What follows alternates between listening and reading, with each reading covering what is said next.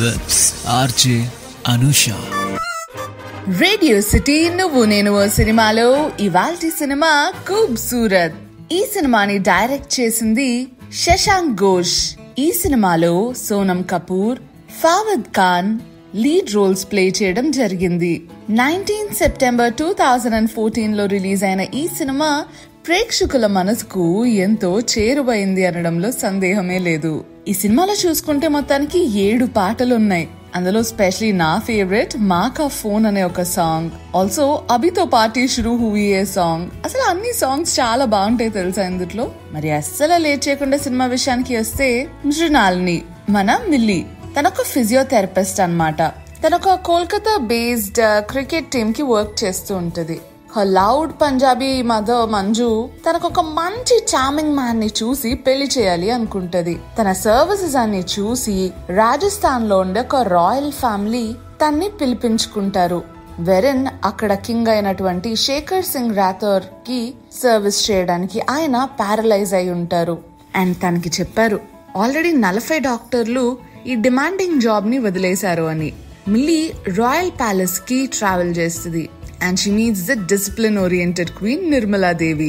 Milli ఒక మంచి enthusiastic, clumsiness ఉండే పిల్ల. అండ్ మిల్లీ కనిపిస్తుంది తన క్యాజువల్ వే ఆఫ్ లివింగ్ వాళ్ళ strict discipline of royal household తో క్లాష్ అవుతుంది అని.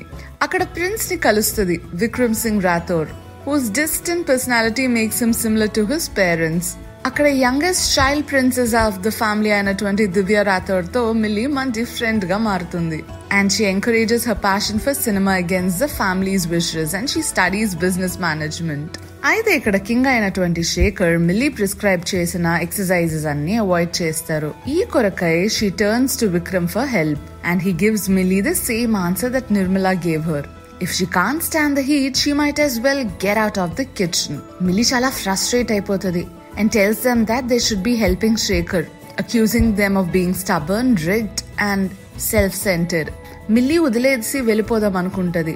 కానీ she learns from Ram Sevak that Shekhar's trusted servant that Shekhar's injury came from a car accident that killed his eldest son. Queen కూడా అంత disciplined గా చాలా strict గా మారిపోవడానికి తన మీద ఎన్నో రెస్పాన్సిబిలిటీస్ పడిపోయాయి. ఒక్కసారిగా ఉండే హ్యాపీ అట్మాస్ఫియర్ అంతా కూడా ఆ రాయల్ హౌస్ హోల్డ్ లో చాలా కామ్ అయిపోయి ప్రెసెంట్ ఉన్న స్టేట్ కి మారిపోయింది.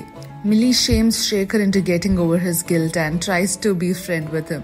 చిన్న చిన్న కాన్వర్సేషన్స్ ద్వారా, వీడియో గేమ్స్ ద్వారా and encourages him to talk about the car accident. అలా చూసుకుంటే మిల్లీ ఒక 2-3 నెలలకి శేఖర్ లో ఇంప్రూవ్మెంట్ చూస్తుంది. ఆ తర్వాత మ్యాటర్ ఏమై ఉంటది? ఫ్యామిలీ అందరూ మిల్లీని అప్రిషియేట్ చేస్తారా? లేదు అంటే మిల్లీ కూడా పెట్టి అంతా సర్దుకొని మళ్ళీ ఆ రాయల్ ప్యాలెస్ వదిలి వెళ్ళిపోద్దా?